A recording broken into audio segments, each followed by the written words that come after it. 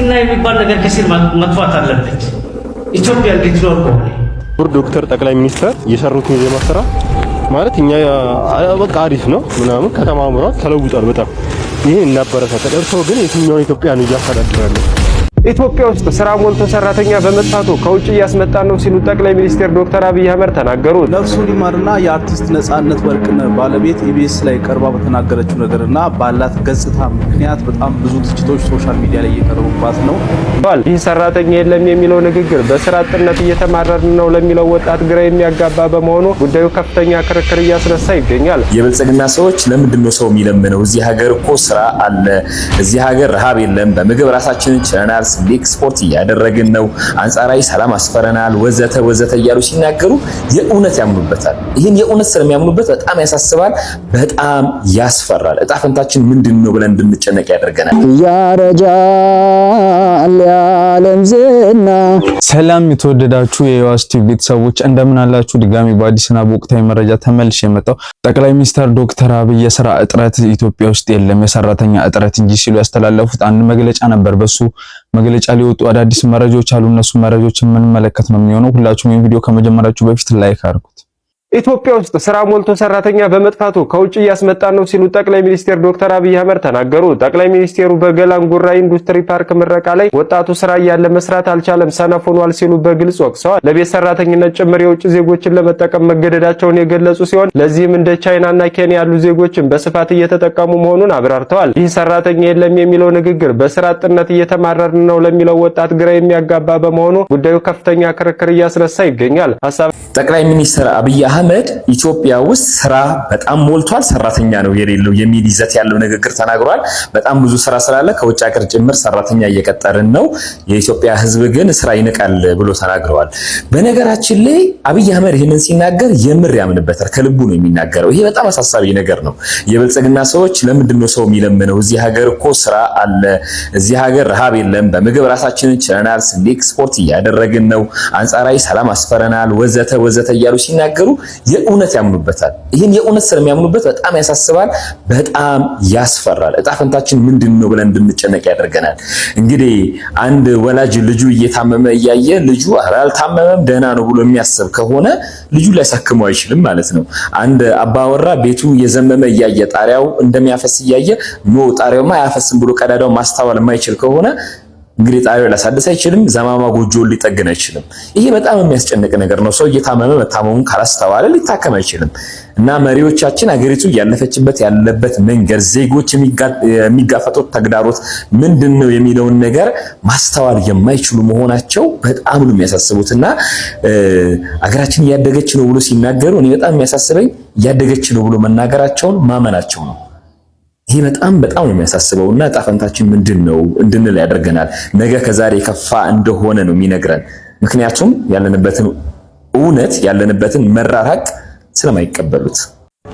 ይሄን ቪዲዮ አታሳልፉ፣ ለሁሉም ወጣት አድርሱለት ማለት ነው። ማለት ይሄ ጭንቀት እኔ ጋር ብቻ እንዳልሆነ አውቃለሁ፣ ሁሉም ጋር አለ። ክቡር ዶክተር ጠቅላይ ሚኒስትር የሰሩትን የዜማ ስራ ማለት እኛ በቃ አሪፍ ነው ምናምን ከተማምሯት ተለውጧል በጣም ይሄ እናበረታታለን። እርሶ ግን የትኛውን ኢትዮጵያ ነው እያስተዳደራሉ? ባለፈው የኢትዮጵያ ወጣት ሰነፍ ነው ምናምን ብሏል። ፋብሪካ ምናምን ሞልቷል፣ ከውጭ አምጦ ችግር የለም ለነሱ በዶላር ትከፍላላችሁ። ምነግርህ ነገር ፋብሪካ ሚኒመም ቢበዛ እስከ 10000 ብር ቢከፍል እሱም ትንሽ የደረጃ ለውጥ ካረክ ነው 4000 6000 7000 ቢከፍል ነው። በአሁን የኑሮ ውድነት ማለት ነው። በአሁን የኑሮ ውድነት አንድ የቤት ኪራይ 3 በ2 ወይም 4 ተውሶ አይታሰብም። 2 በ3 የሆነች ክላስ ወይ 7000 ነው የምትከራይ ወይ 6000 ወይ 8000 ብር ነው ትከራይ አለቀ። እና በ10000 ብር ገብቶ የቤት ኪራይ አብላጣው እሺ ምን ይብላ ወጣቱ? ይሄን ያውቃል። የኑሮ ውድነት ነጋዴ ከመንግስት የበለጠበት ሀገር እኮ ነው። እንደፈለገ ሂሳብ የሚጨምርበት እንደፈለገ ህዝቡን የሚዘውርበት ሀገር ነው እየመሩት ያሉት ማለት ነው።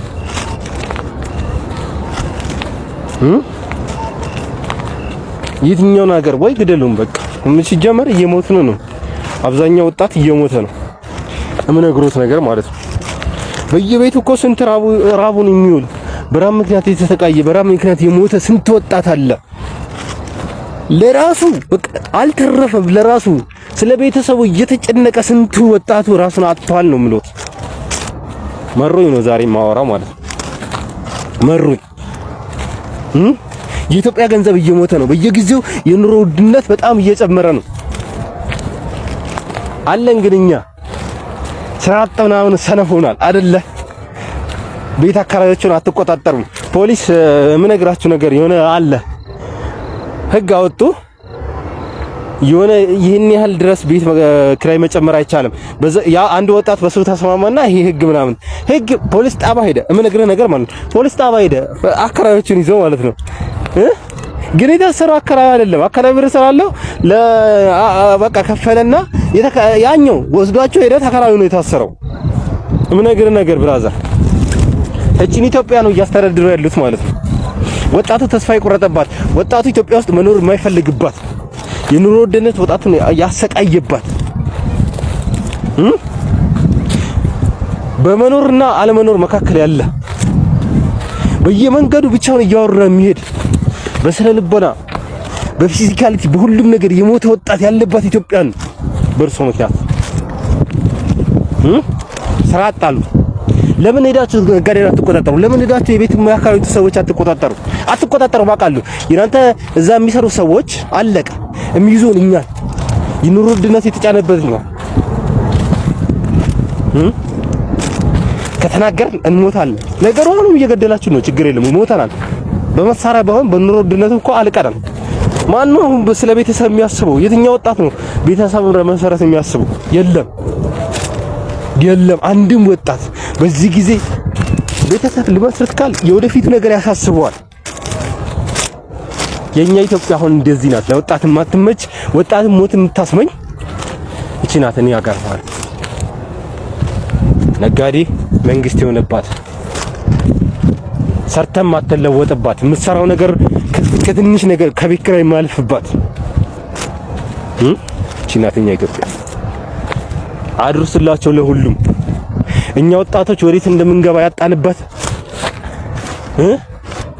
መግቢያ መውጫ ያጣንበት ከተናገርን የምናልቅባት ይንለቅ ችግር የለም። አሁን ማለት ነው ኖርማል አለም እየሞትን ነው እኮ ምን እንሮ ቤተሰብ መሰረት ካልቻልክ ቤተሰብ መርዳት ካልቻልክ በየጊዜው ነጋዴ መንግስት የሆነበት ሀገር እስቲ እርሶ ነጋዴን እንቆጣጠሩ። ቪዲዮ እንደተመለከታችሁ ጠቅላይ ሚኒስተር ዶክተር አብይ ኢትዮጵያ ውስጥ ስራ ሞልቷል፣ ግን የሰራተኛ እጥረት ነው ያለብን ሲሉ ባስተላለፉት መልእክት ላይ ብዙ ወጣቶች ምላሻቸውን አድምጣቸዋል።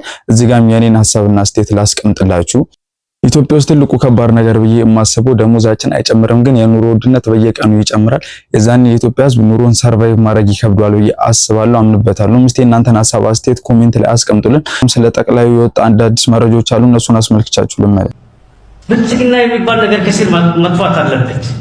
ኢትዮጵያ እንድትኖር ከሆነ መጥፋት አለበት።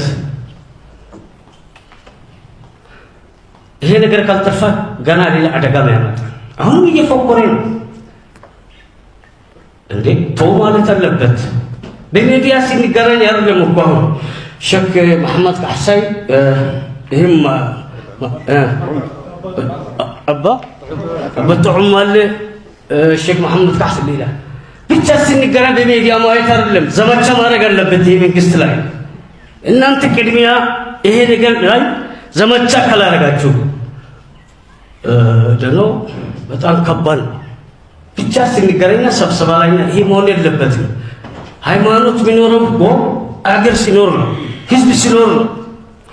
ስለዚህ ወጣትም ሽማግሌም ሼኩም ቀይሽም ሁሉም እያጠፋ የመጣው ነገር ስለሆነ ይሄ ነገር ላይ መታገል አለበት የሚል ነገር ነው።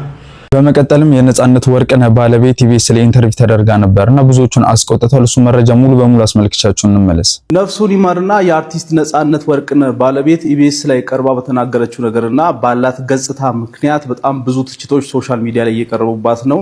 ምን ማለት ነው ይሄ ነገር? እንዴት እንደዚህ ታደርጋለሽ የሚሉ ሰዎች በዝተዋል። ምን አጥፍታ ነው ይሄ ሁሉ ስድብ? አነጋጋሪ የሆነውን የአርቲስት ነጻነት ወርቅነህ ባለቤትን ጉዳይ እንግዲህ እናውራ እስቲ። ሶሻል ሚዲያ ሲባል እንግዲህ ምንም አይነት ነገር ሰዎች አይተው የማያልፉበት ቦታ ነውና አርቲስት ነጻነት ወርቅነህ ባለቤት ላይ የደረሰው ነገር በጣም አስደንጋጭ ነው። ለማንኛውም እስቲ ሰዎች ምን እያሉ ነው የሚለውን ከማለታችን በፊት ኢንተርቪውን በትንሹ ላሳያችሁ። ከባዱ ነገር መንገር ነው ለን አባታችሁ የለም በህይወት ብሎ መናገር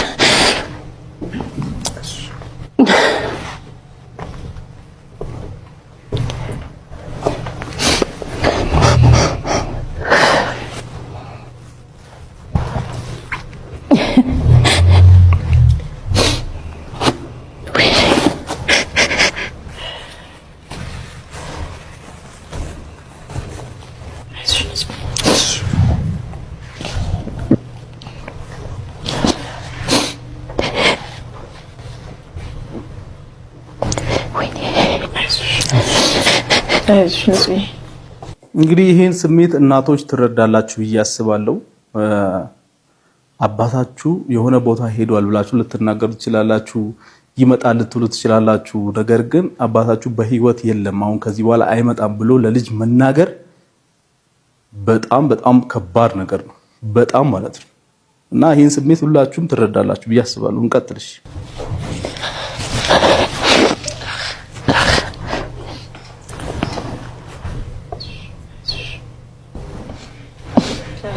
አይዞሽ በቃ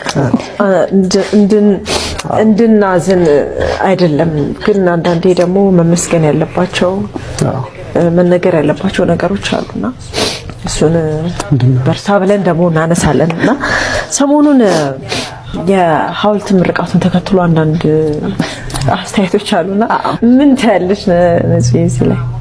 ሞክረናል። መጣም እዛ ሆነሽ በካሜራ ሲታይ ይከብዳል። ይሄ ነገር መጥቷል ከልጆቼ ጋር መካከል አልመጣም ግን ሲያልቅ ፊኒሺንግ አሪፍ ይሆናል ምናምን ነበር የጠበቁት።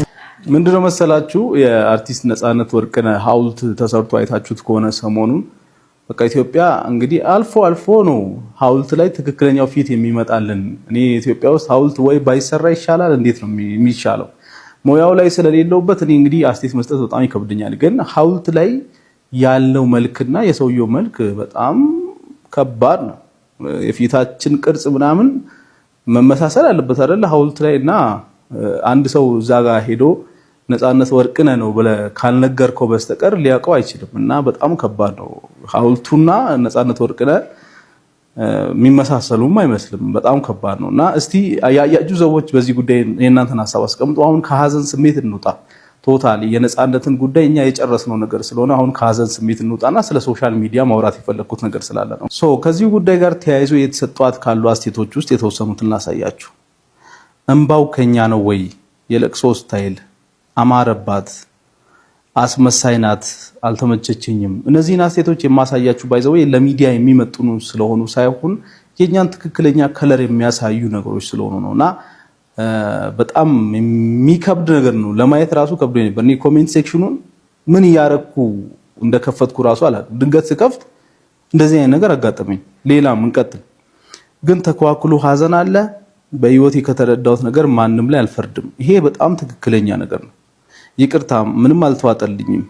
ምኑ ነሽ ወይ ሜካፕ በቃ በጣም ብዙ አስተያየቶች ይሰጣታል። ግዴታ ሶሻል ሚዲያ ላይ መጥቶ እንባቸውን እያፈሰሱ በዚህ እንባ በደንብ እየወረደ ቁጭ ብሎ አንድ 10-20 ሰዓት የሚሆን ማልቀስ አለባቸው ለእናንተ?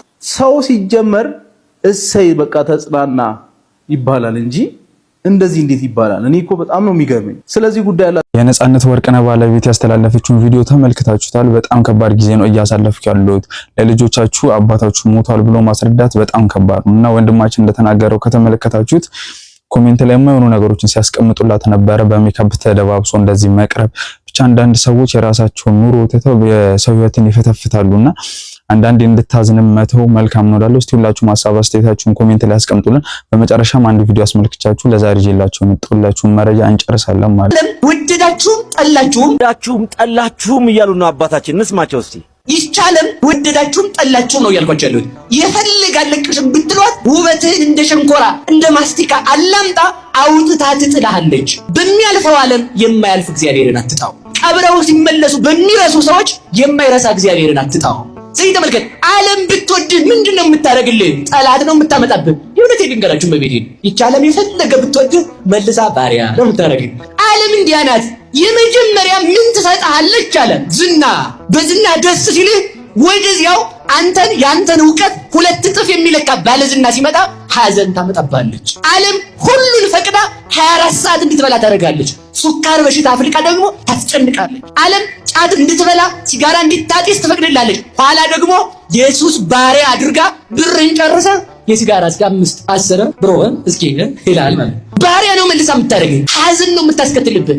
ዓለም የፈለገ ብታነግስህ ነገ ታወርዳለች። የማናጣውን እግዚአብሔርን እንዳናጣ እግዚአብሔር ይርዳል። ሰው ተመልከቱ፣ ገንዘብ ሲፈልግ ጤናውን ያጣል፣ ጤናውን ሲፈልግ ገንዘብ ያጣል። እንዲያ እንደተንገበገበ ይሞታል። ገንዘብ ስትፈልግም የማታጣው ጤና ስትፈልግም የማታጣው እግዚአብሔር ነው። እሱን እንዳናጣ መድኃኒዓለም ይርዳል። በዚህ ዓለም ላይ ማትረፊያ ላናጣው የሚገባን ነገር እግዚአብሔር ብቻ ነው ያልኳቸው ያሉት። ቃለ ሕይወትን ያሰማልን አባታችን ለመምህራችን ቃለ ሕይወት ያሰማልን። ለዛሬ ይዤላችሁ የመጣሁላችሁ መረጃ ይሄን ይመስላል። ሁላችሁም ይሄን ቪዲዮ ከመጨረሳችሁ በፊት እስቲ ሰብስክራይብ አድርጉ። በቀጣይ መረጃ እስከምንገናኝ ቸር ቆዩ። ያረጃል የዓለም ዝና